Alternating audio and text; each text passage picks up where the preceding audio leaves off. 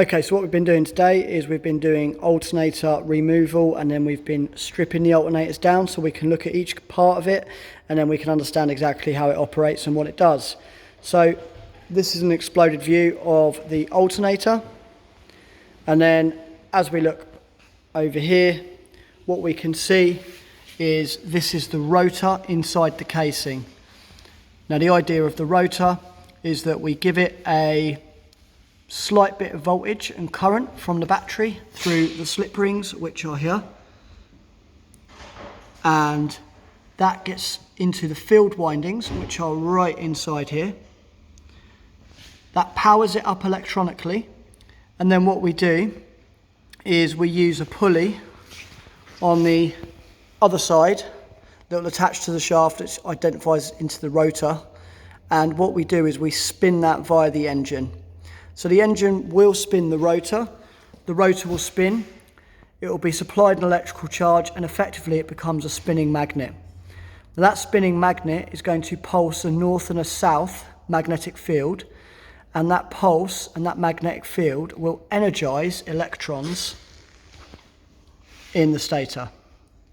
The stator will sit around the rotor, and the level of induction on the charged electrons depends on the amount of coils, the thickness of the coils, and the strength of the magnetic field that we've used within our rotor. Now, effectively what's happening is that the spinning magnetic field is then, through induction, amplifying the current and the voltage through the stator. So effectively, we're giving the alternator a small charge from the battery, and it's giving it back quite a big charge to charge the battery back up. And this is obviously happening while the engine is running. The problem with this system is that the rotor over here is giving off a north and a south magnetic field, which effectively means it's giving off a AC wave pattern because it's positive, negative, north and south. This means we have to use this device here, which is called a rectification pack. Now the rectification pack is made up of 6 diodes. There are 2 diodes either side of the stator, and we'll talk about the stator in more detail at another video. So what we're doing with those diodes are basically one-way valves. So the signal comes in to the rotor, spinning magnetic field amplifies the signal through the stator.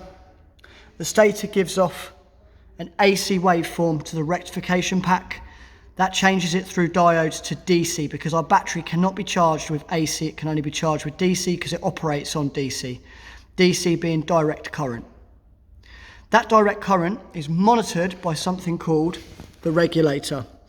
Now what the regulator will look to do is the regulator will look to measure what's coming out of the alternator and then adjust what's going into the alternator through things called brushes.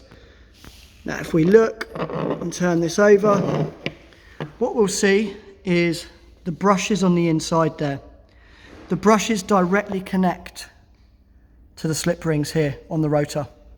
So you see the regulator can adjust the amount of current and voltage going in to the field windings of the rotor to adjust the charge coming out of the alternator.